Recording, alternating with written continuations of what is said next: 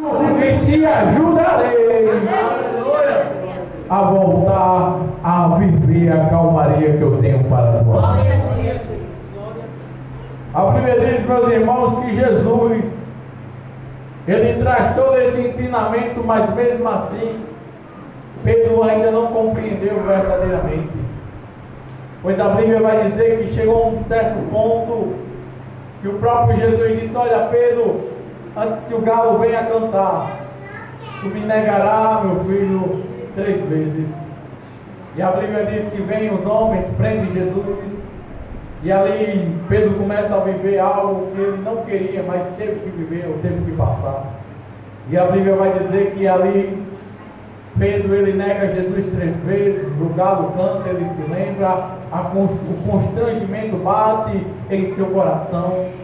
Mas lá no Evangelho de João, se eu não me engano, versículo capítulo 21, vai dizer que estava lá Pedro, sem entender muitas vezes, voltou a pescar novamente. Olha, um homem que tem experiência, volta a pescar, volta a viver aquilo que Jesus já tinha dito: olha, isso não é mais para a sua vida. Porque Jesus, quando teve um encontro com Pedro, disse: olha, a partir de hoje, meu filho, você não será mais pescador de peixe, mas sim de almas, ou de homens, ou de vida. Mas a Bíblia vai dizer que está lá Pedro pescando novamente.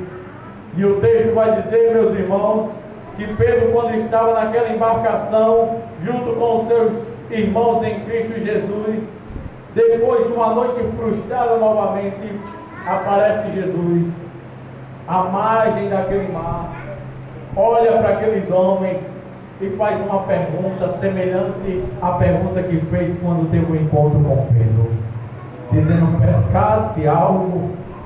E Pedro disse: Senhor, não.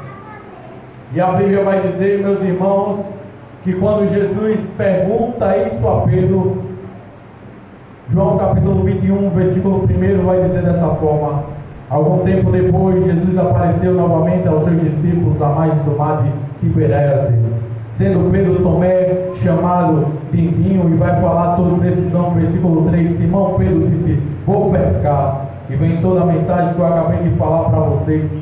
Mas o versículo 5, e Jesus lhe perguntou: moços, tende alguma coisa para comer? E eles responderam: não.